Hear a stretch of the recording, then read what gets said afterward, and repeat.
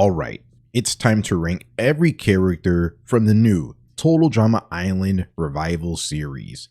This is going to be for the whole 26 episode season, not just factoring in how the players performed in the more recent second half.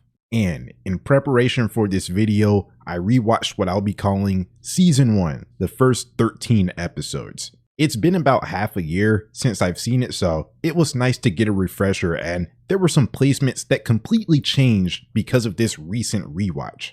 Alright, it's time to get in here. In 16th, it's Millie.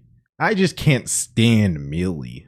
In the first season, she's an egotistical, holier-than-thou jerk that writes in her little notebook about why her generation is a failure, even though she's no better than anyone there, and she got absolutely carried through the game by Priya. Speaking of Priya, that's like her only friend. Millie doesn't branch out much, so that's not good. And in the second season, although she's not writing stuff down in her notebook, she's still a jerk for the way that she treated Damian, trying to justify her move in the slide challenge.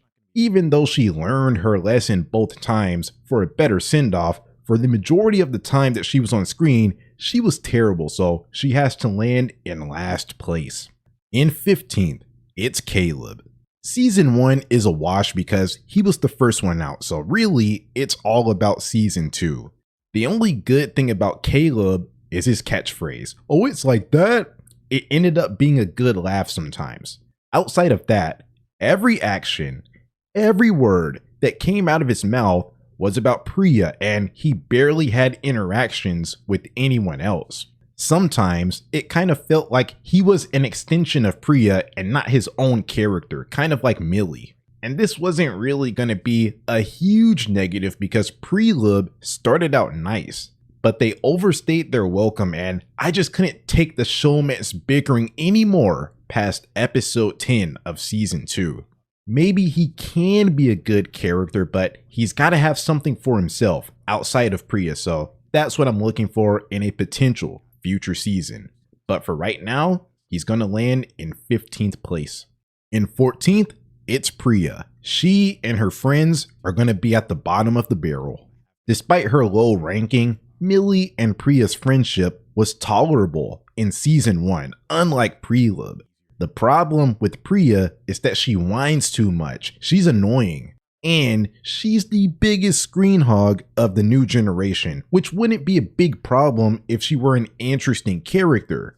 But she's boring, there's nothing really special about her, she's basic, and maybe she'll say a few lines to someone, but she rarely branches outside of Millie and Caleb.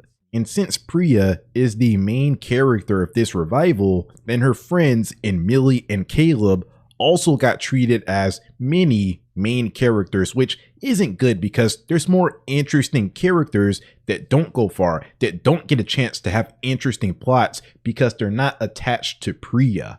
Watching Priya on screen reminds me of this player on my favorite NBA team. This guy is an average NBA player, nothing special about him, but the coach insists on playing him in every lineup.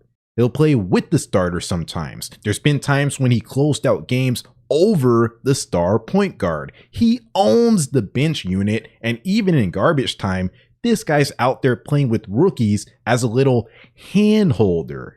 The young players on the team have never developed. They just can't get on the court because of this guy, and he reminds me of Priya. Players like Nichelle, Emma, and Scary Girl could have been something in the second season, but no, they had to make sure Priya made it far again.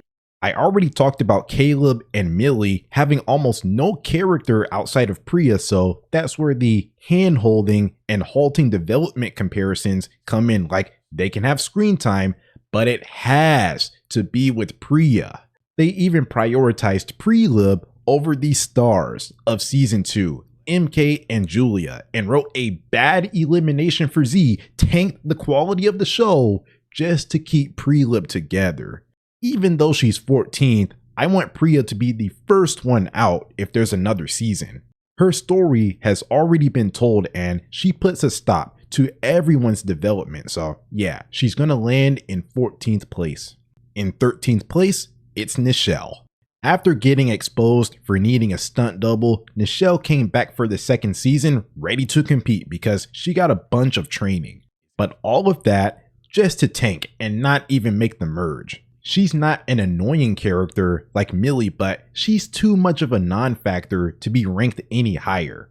And that's unfortunate because there could have been something there with Nichelle versus Julia battling it out in the merge phase after that argument. But Julia ended Nichelle quickly and that never really got off the ground. If there ends up being another season with this cast, I want Nichelle to make a deep run just to see what she has to offer because she wasn't that good in these 2 seasons, which is why she'll land in 13th place. In 12th, it's Emma. Her voice is very annoying when she's screaming and all she talks about is Chase. I remember seeing this post talking about how she had a friendship with Bowie in season 1 and I was confused like what friendship with Bowie? But then I rewatched it for the first time in 6 months and I saw what was being talked about. The problem is that all they really talked about was Chase and they ended their friendship because of Chase. The only thing that I give Emma is that she's a nice punching bag in both seasons. It's even funnier because she takes herself so seriously. But that's it, so she's gonna land in 12th place. In 11th, it's Axel. She didn't really get much. In the first season, Axel was voted out second, and in the second season, all that she really had was her showmance with Ripper. But she had some funny moments, like when she cooked some squirrels for her team and when she and Ripper were battling over the captain spot. There wasn't really a ton for Axel, but she was tolerable and I never got annoyed at Axel, which is why she lands in 11th place. In 10th, it's Damian. He's kind of like this Charlie Brown figure that can never get anything to go his way. His misfortune was fun to watch, and so were his reactions, especially to Scary Girl's chaos, his favorite, his best friend Scary Girl. But that's all he was really there for. In season 2, he finally won an immunity challenge and found an idol, like he was set up to be a big player. But he got his idol stolen by Julia, and Priya was prioritized over him.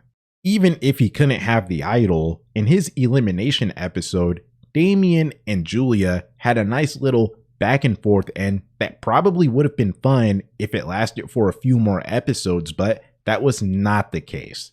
There was just so much missed potential with Damian, and it's why he can't be ranked any higher, but in the end, he still cracks the top 10, landing in 10th place. In 9th, it's Ripper. When he's just this big alpha that's trying to take over challenges and calls folks nerds, he's actually really funny.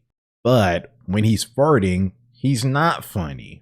Ripper's ranking is really off the strength of season 1, as in season 2, he went soft because he had a crush on Axel. He even quit the game to be with Axel, so yeah, season 2 Ripper was definitely a downgrade, but he had such a good run in season 1, so he had to land in 9th place. In 8th, it's Chase.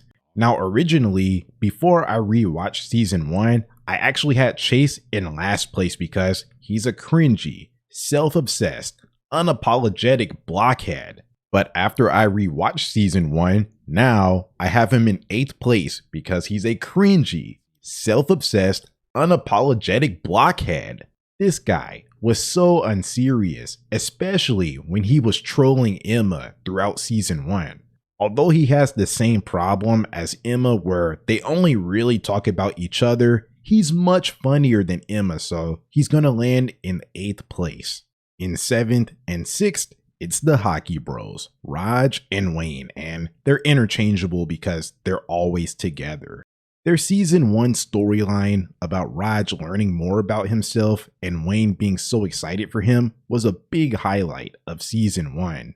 And in season 2, they got flanderized, sometimes having Patrick Star levels of IQ, but they had some fun moments like when they were playing baseball with the eggs and the time that they caused the rock fall. Wayne is a joke of a winner, very unsatisfying, but that's the only bad thing about him. The Hockey Bros are good characters, which is why they'll land in 7th and 6th place. In 5th, it's Z. He's just a chill guy that doesn't have to dominate the scene or need to have a whole storyline written for him just to be an effective character. He's a plug and play character that just fits anywhere and brightens up every scene. He's just so off in his own world, which causes him to say and think some hilarious stuff like when he actually got tricked by Julia to think that milk is nasty. Also, I couldn't stop laughing when he took a Waz on some ice and melted it for his team and Axel got so mad. Also, both of his eliminations were hilarious to watch, so yeah, he has to land in 5th place. In 4th, it's Scary Girl Lauren. Although she's very high on this list, she's actually moving down from where she was after season 1. In that season, she was such a fun character that lived for chaos, especially in the Numbskull Island episode when she got a hold of a jackhammer. I wish that she got more episodes, maybe 3 more, but that run was enough to make her a great character, and if that was my lasting image of her, then she'd probably be higher. But the abomination that was Lauren in the first episode of season 2 is unrecognizable from what she was in season 1. Her new outfit was ugly and her personality change or new motives didn't really fit her because being so unapologetically unhinged made Scary Girl Scary Girl. Maybe she could have been good, maybe she could have grown into her normal girl role, but she ended up being the first one out and not getting that much screen time in season 2. Although she was featured a good bit throughout that season without making physical appearances. And then when she showed up for the final, she was one of the bright spots of that final and really made it what it was. She's an amazing comic relief character, and if there's another season, I want her to stay around for like 8 or so episodes. But yeah, in the end, great character, but while she was off screen, other characters got better, so she has to land in 4th place. In 3rd, it's MK. The season 1 rewatch really helped her ranking so much because all I remembered was that her evil scheme failed and she got bested by Julia and didn't even make the merge. That's it. But there's actually more to her in season 1, the most notable thing being her snarky and sarcastic comments, which she actually got called out for by Chef at one of those campfire ceremonies. She was good fun in season 1 as an individual, but season 2 solidified her spot in the top 3 when she joined forces with Julia and they ran the season with their alliance and their cheating scandal. And it wasn't even just the alliance that was making MK enjoyable. MK still managed to hold her own even when she was split up from Julia in some challenges, especially in the baking one when she had to carry Ripper and Axel. So yeah, MK is going to earn 3rd place on the list. In 2nd, it's Bowie. I'm a big fan of Survivor, and the way that Bowie was playing in the first season reminded me of a Survivor player. It's the most strategic and thought out game that a person has ever played on Total Drama, and it's why I went with him as my winner over Priya. I've now learned that for the revival, they only have one canon winner, which is unfortunate because Bowie deserved it way more than Priya. But yeah, he was a major force in season 1, gameplay wise, and like I already said about Raj, their relationship and how it developed over time was one of the best parts of season 1. And even in season 2, while he didn't make it as far as he got taken out at the merge, he still had some fun moments in the cheating scandal and this conflict that he had to deal with. Like, is he gonna cheat to get further in the game, or is he gonna respect Raj's wishes and play fair? So that was the main thing that he had going on in season 2. I really wanted him to go further in season 2, but he had a strong season 1, and it's a big reason why he's going to land in 2nd place. And in 1st, it's Julia for sure. No way that she wasn't getting the number 1 spot. Before I get into the character from a writing perspective, I've got to say that her voice actress hit it out the park. Best performance out of this cast for sure. Now for Julia as a character. In the beginning, I thought that she was going to be a basic character, but I was glad to be wrong. Once she revealed her true colors, she just completely stole the show. She had fun rivalries and fun conflicts throughout the seasons with MK, Bowie, Emma, Nichelle, Damian. I'll even include the Raptor. She tried to manipulate players like Chase and especially Caleb. Like, she had dynamics with a lot of characters. Take notes, Priya. Like Julia's a well-rounded screen hog. Julia was also a beast in challenges and was relentless. She tried anything to win. And like I said, once she ditched the influencer stuff, she was just unapologetically herself and owned her villainy, made no excuses for it, and I love to see that. Also, I liked her victory dance and the fact that she called everyone butt knuckles in the first season. Like, she was so funny. And the MK and Julia alliance ran season 2. Julia was the best part of the show, and that's why I could give a small pass to some of the lame and forced eliminations in the merge phase of season 2, because at least Julia stayed in the game. I really wanted her to win, and I couldn't hold that in when rating the episodes, as I went on a big rant about her losing in the final episode, not just because she's number 1 on this list, but also it would have made a lot more sense than Wayne winning. And now that she's already made a final and lost, and she's been in every episode, that makes me worried about Julia's placement in a potential season 3 and wonder if she's ever going to get some good closure. But yeah, for these 2 seasons, she was the biggest standout of the new cast, and she cemented herself as a top tier character in all of the series, which is why she lands here in first place. Alright, that's all of the characters from the new Total Drama Island seasons ranked. Had fun making this video, and yeah, that's about it.